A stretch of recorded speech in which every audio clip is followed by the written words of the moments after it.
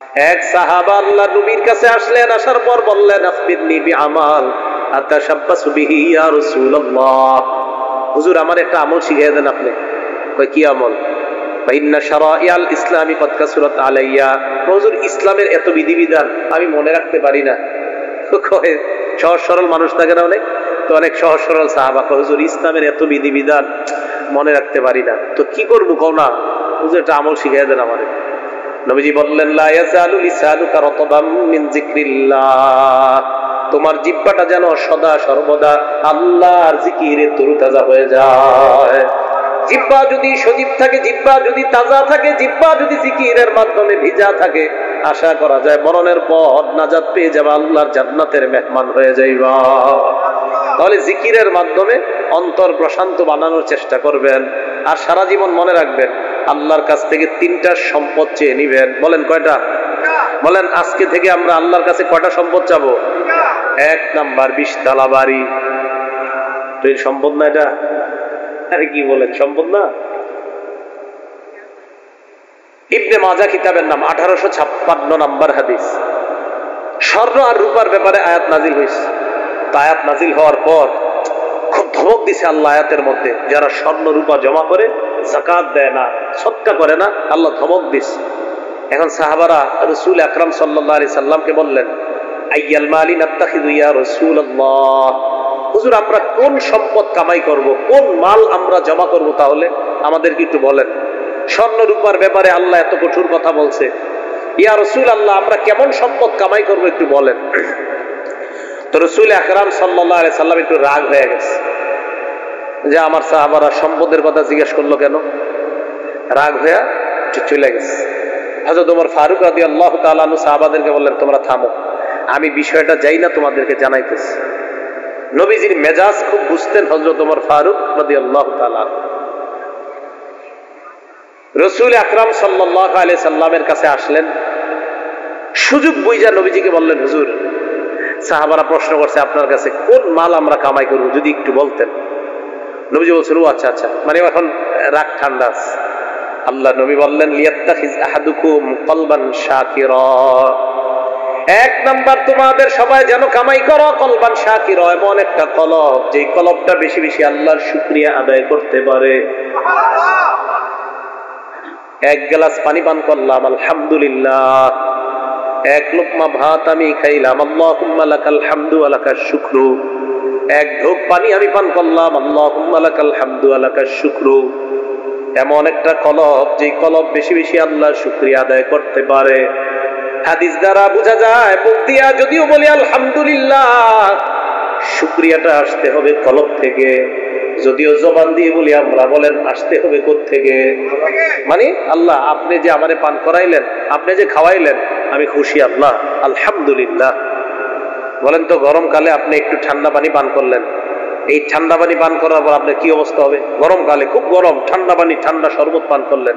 আচ্ছা, রমজান মাস, গরমকাল, রমজান মাস, দিন বড়, 16 ঘন্টা রোজা রাখা 1 গ্লাস ঠান্ডা শরবত পান করলেন।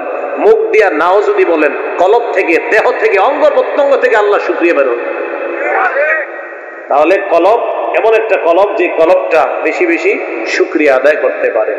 2 নাম্বার, কলবা ওয়া লিসানান যাকিরা, এমন একটা জিহ্বা যে জিহ্বা বেশি বেশি আল্লাহর জিকির করতে পারে। যে জিহ্বা বেশি বেশি কার জিকির করে? আল্লাহর জিকির করে। তিরমিজি শরীফের 3376 নাম্বার হাদিসের বর্ণনা, সুইলা রাসূলুল্লাহ সাল্লাল্লাহু আলাইহি ওয়াসাল্লাম আইয়ুল ইবাদি আফযালু দারাজাতান ইনদাল্লাহি ইয়াউমাল কিয়ামা। নবীজিকে প্রশ্ন করা হয়েছে, ইয়া রাসূলুল্লাহ, কিয়ামতের ময়দানে আল্লাহর কাছে সবচেয়ে মর্যাদাবান বান্দা বান্দি কারা আপনার কাছে জানতে চাই। নবীজি জবাব দিলেন, আয-যাকিরুনাল্লাহা কাসীরা ওয়াজ-যাকিরাত। যেই সমস্ত নারী পুরুষ বেশি বেশি আল্লাহর জিকির আদায় করে, এই নারী পুরুষগুলা কিয়ামতের ময়দানে আল্লাহর কাছে সবচাইতে মর্যাদাবান বান্দা বান্দি হয়ে যাবে। জিকির কইরেন, বাসের মধ্যে বসা জিকির করবেন।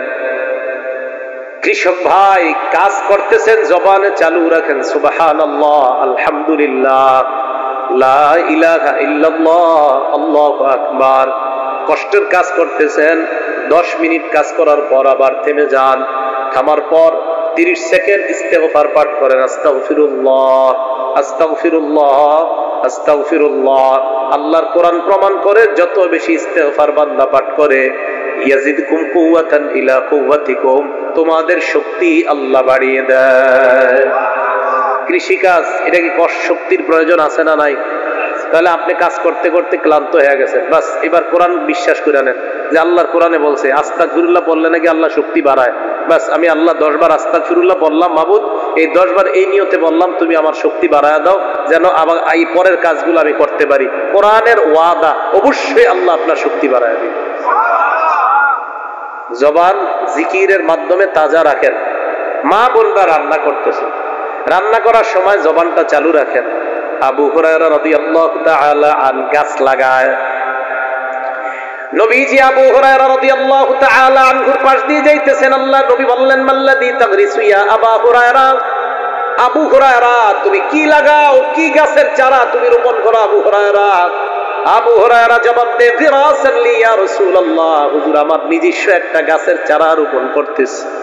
আল্লাহ নবী বললেন আলা আদুল্লুকা আলা গিরাসিন খায়রিন লাকা মিন হাযা, আমি কি তোমাকে এর চাইতে উত্তম গাছের কথা বলবো না, যে গাছটা তোমার এই দুনিয়ার গাছের চাইতে 1000 গুণ বেশি উত্তম? কয় হুজুর এটা আবার কি?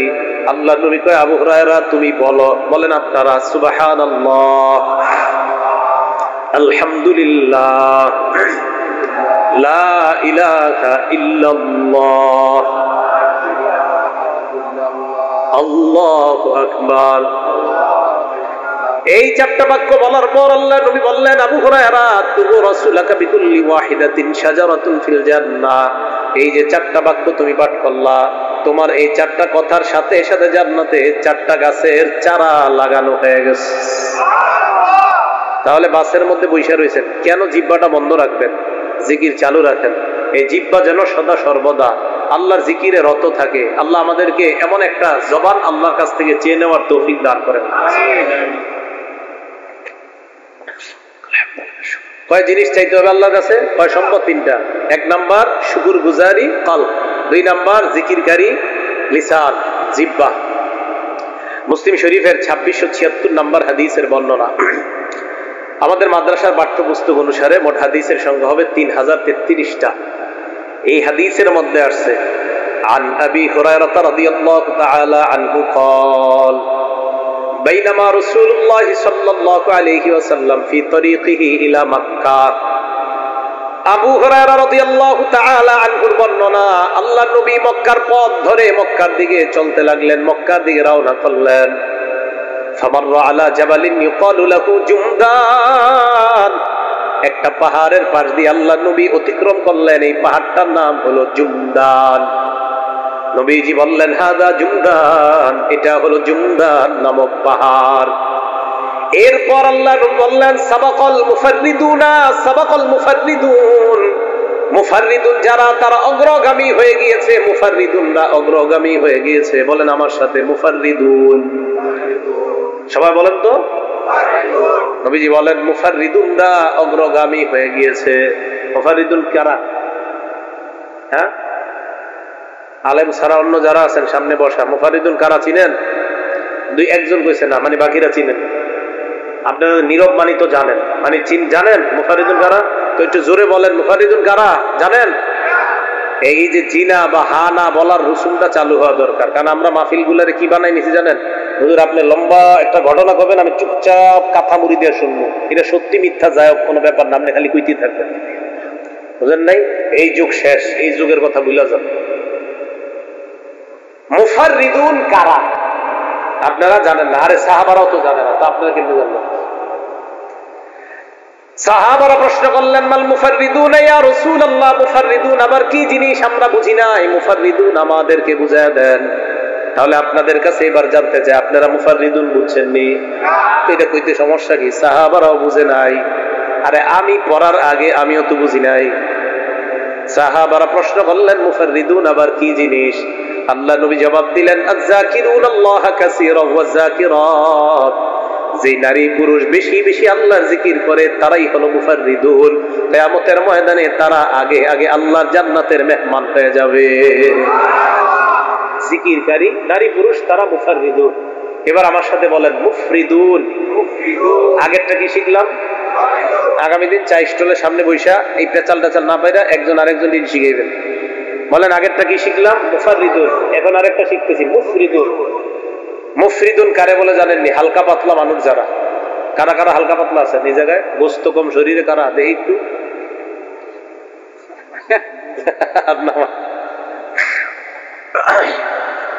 তিরমিজি শরীফের 3596 নম্বর হাদিসের বর্ণনা, হালকা পাতলা মানুষরা আগে আগে জান্নাতে যাবে। মানে আপনারা আগে আগে যাবেন। সাহাবারা বললেন মান মুফরিদুন ইয়া রাসূলুল্লাহ, হালকা পাতলা দ্বারা কি উদ্দেশ্য আপনার কাছে জানতে চাই, আমরা আপনার কাছে বুঝতে চাই। আপনারাও বুঝতে চান হালকা পাতলা দ্বারা কি উদ্দেশ্য, ঠিক তো? নবীজি বললেন আল মুস্তাহতারুনা বিজিক্রিল্লাহ, যারা সদা সর্বদা আল্লাহর জিকিরে রত থাকে, ব্যস্ত থাকে, তারা হলো হালকা পাতলা। ইয়াদউ আনহুমুজ যিকরু আসকালাহুম, জিকির করতে করতে তাদের থেকে পাপের বোঝাগুলা হালকা করে দেয়।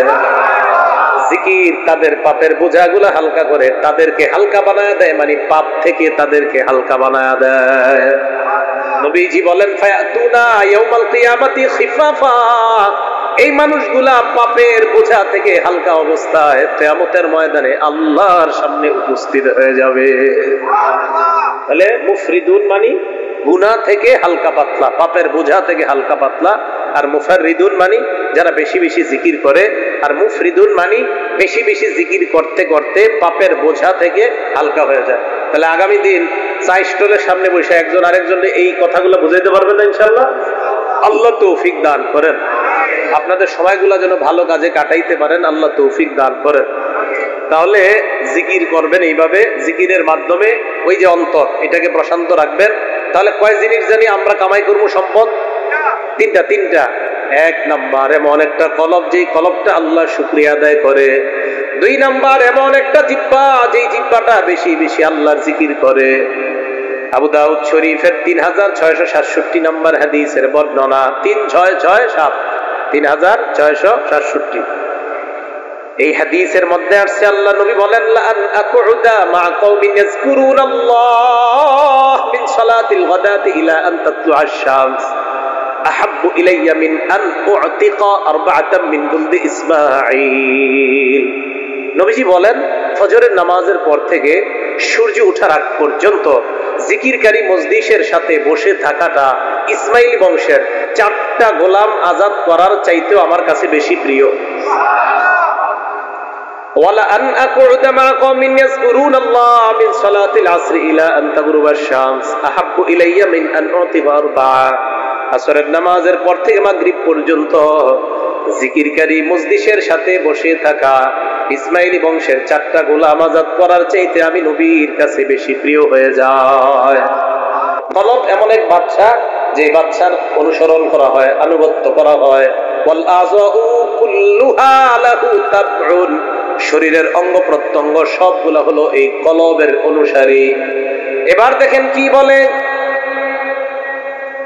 মেশকাত শরীফের ব্যাখ্যা গ্রন্থ মেরকাতের মধ্যে বলে ইন সালাহাত অথবা ইদা সালাহাল মাতবু', অনুসৃত অর্থাৎ যার অনুসরণ করা হয় এই কলব যদি ঠিক হয়ে যায়, সালাহাত তাবউলাহু, অঙ্গ প্রত্যঙ্গগুলো এমনি ঠিক হয়ে যাবে। ওয়া ইদা ইসতাকামাল মালিকু, বাদশা যদি ঠিক হয়ে যায়, ইসতাকামাতির রাইয়া, প্রজাগুলা এমনি ঠিক হয়ে যাবে। বাদশা কি? কলব। অঙ্গ প্রত্যঙ্গ হলো প্রজা, এই হাত প্রজা, এই পা প্রজা, চোখ প্রজা, এই সবগুলার বাদশা হলো কলব। কলব যদি ঠিক হয়ে যায়, পুরা দেহের সমস্ত অঙ্গ প্রত্যঙ্গ গুলা ঠিক হয়ে যাবে। কলব যদি ঠিক হয়ে না যায়, যদি নষ্ট হয়ে যায়, পুরা শরীরটাই নষ্ট হয়ে যাবে। তাহলে আগের কথায় আসেন, বলেন তো হেদায়েতের জায়গা, হিংসার জায়গা, তাওহীদের জায়গা, কুফরির জায়গা, ঈমানের জায়গা। তাহলে ঈমানের জায়গা, হাসাদের জায়গা, রিয়ার জায়গা, ধোঁকা দেওয়ার জায়গা, মানে ভালো যা করবেন এটার জায়গা কলব, হেদায়েতের জায়গা কলব, ঈমানের জায়গা কলব, কোরআনের জায়গা কলব, হিংসার জায়গা কলব। তাই রাসূল আকরাম সাল্লাল্লাহু আলাইহি সাল্লাম বললেন, শোনো, দেহের মধ্যে এমন একটা টুকরা আছে, এই টুকরা যদি ঠিক হয়ে যায় পুরা দেহটা ঠিক হয়ে যাবে, এই টুকরা যদি নষ্ট হয়ে যায় পুরা দেহটা নষ্ট হয়ে যাবে। এই টুকরাটার নাম হলো কলব। আল্লাহ আমাদের সকল নারী পুরুষ সবাইকে এই কলব নামক টুকরাকে যেন আমরা পরিশুদ্ধ করে সুস্থ দেহে সুন্দর একটা দেহ তথা একটা পরিশুদ্ধ দেহ নিয়ে, মানে দেহ ঠিক হবে যদি কলব ঠিক হয়, এমন একটা কলব নিয়ে যেন আল্লাহর কাছে যাইতে পারি, যে কলবকে কোরআনের ভাষায় কলবে সালিম বলা হয়েছে। আল্লাহ পাক রব্বুল আলামিন বলেন, সেদিন তোমার সম্পদ, তোমার সন্তান কোনো কাজে আসবে না, ইল্লা মান আতাল্লাহা বিকলবিন সালিম। যদি সুস্থ একটা অন্তর নিয়ে আসতে পারো, এই অন্তরওয়ালা মানুষটাই কাজে আসবে, এই ব্যক্তিটাই জান্নাতের মেহমান হয়ে যাবে। তাহলে কলবে সালিম যেন আমরা কামাই করে আল্লাহর কাছে যেতে পারি, আল্লাহ তৌফিক দান করেন। বেশি বেশি জিকির করব। মা বোন যারা রান্না করার সময় জিকির করবেন, ঝাড়ু দেওয়ার সময় জিকির করবেন, বাচ্চাকে দুধ পান করানোর সময় জিকির করবেন, রান্না সাধারণত উজু করে করার চেষ্টা করবেন। মা বোনরা অসুস্থ অবস্থায়ও জিকির করতে পারবেন। বলেন, কি বললাম? হ্যাঁ, অসুস্থ আল্লাহর পক্ষ থেকে মাসে তারা একটা অসুস্থ হয়, তো মা বোনরা যে মাসে যে অসুস্থ হয় আল্লাহর পক্ষ থেকে যেটা, এই অসুস্থতার সময়ও কি করতে পারবে? নামাজ পড়তে পারবে না, কিন্তু কি করতে পারবে? জিকির করতে পারবে। এই কথাগুলো মনে রাখবো। বরং উচিত প্রত্যেক নামাজের সময় মা বোনরা নামাজ যেই জায়গায় পড়ে ওই জায়গাটায় বসে বসে কিছু সময় আল্লাহর জিকির করা। আল্লাহ আমাদের সকলকে যে কথাগুলো বললাম শুনলাম সকলকে যেন আমল করতে পারে আল্লাহ তৌফিক দান করেন। বিশেষ করে যে যুব সমাজ যারা আয়োজন করেছেন, এই যুবক ভাইদের প্রত্যেকেই যেন এলাকা উন্নতির কাজে তারা কাজে আসতে পারে, আল্লাহ তৌফিক দান করেন। আমিন। ওয়া আখিরু দাওয়ানা আনিল হামদুলিল্লাহি রাব্বিল আলামিন। কে কথা বলবো?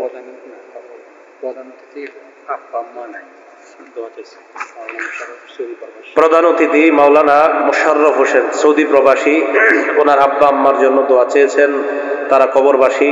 ওনার আব্বা আম্মা সহ এই এলাকার যাদের আব্বা আম্মা আত্মীয় স্বজন কবরে, সবার জন্য দোয়া করব, সবার কবরগুলো আল্লাহ জান্নাতের বাগান বানায় দেন। আলহামদুলিল্লাহি রাব্বিল আলামিন ওয়াল আকিবাতু লিল মুত্তাকিন ওয়াস সালাতু ওয়াস সালাম আলা সাইয়্যিদিল আমবিয়াই ওয়াল মুরসালিন ওয়া আলা আলিহি ওয়া আসহাবিহি আজমাইন। ربنا ظلمنا أنفسنا وإن لم تغفر لنا وترحمنا لنكونن من الخاسرين رب ارحمهما كما ربياني صغيرا। মাবুদ মেহেরবান মাওলা, মেহেরবানি করে আমাদের জীবনের সমস্ত গুনাহ খাতাগুলো মাফ করে দেন। আল্লাহ আমাদের কলবগুলোকে আপনি সাফ বানায় দেন, কলব সমস্ত অপবিত্রতা থেকে পবিত্র বানায় দেন। মাবুদ মেহেরবান মাওলা, কলবে ঈমান, কলবে হেদায়েত আপনি ফিট করে দেন। আল্লাহ মেহেরবানি করে জিন্দেগীর সব গুনাহ খাতাগুলো মাফ করে দেন। আমাদের দোয়া আপনি কবুল করে নেন। আল্লাহ আমাদের মধ্যে যাদের মা নাই, বাবা নাই, আত্মীয় স্বজন যারাই কবর জগতে শায়িত আছে, আল্লাহ বিশেষ করে মাওলানা মোশাররফ ভাইয়ের আব্বা আম্মা কবরে আছে, আল্লাহ তাদের কবরগুলোকে আপনি জান্নাতের বাগান বানায়া দেন। মাবুদ মেহেরবান মাওলা, আমাদের মধ্যে যাদের মা নাই, বাবা নাই, আত্মীয় স্বজন যারাই কবরে আছে, আল্লাহ মেহেরবানি করে তাদের কবরগুলা জান্নাতের বাগান বানায়া দেন। আল্লাহ 24টা ঘন্টা যেন আপনার জিকিরের মাধ্যমে থাকতে পারি তৌফিক দান করেন। এই জিহ্বাটা যেন জিকিরে তরু তাজা রাখতে পারি তৌফিক দান করেন। কলবের মধ্যে যেন আপনার স্মরণ সব সময় রাখতে পারি তৌফিক দান করেন। আল্লাহ কলব থেকে হাসাদ, হিংসা, বিদ্বেষ, অহংকার যেন বের করতে পারি তৌফিক দান করেন। কলবের মধ্যে ঈমান ফিট করার তৌফিক দান করেন। আমাদের দোয়াগুলোকে আপনি কবুল মঞ্জুর করে দেন। আল্লাহ মেহেরবানি করে আমাদের মধ্যে যারা অসুস্থ সকলকে আপনি সুস্থ বানায় দেন। যুব সমাজের এই আয়োজনকে আপনি কবুল করে নেন। আল্লাহ এই এলাকাকে আপনি হেদায়েতের একটা মার্কাজ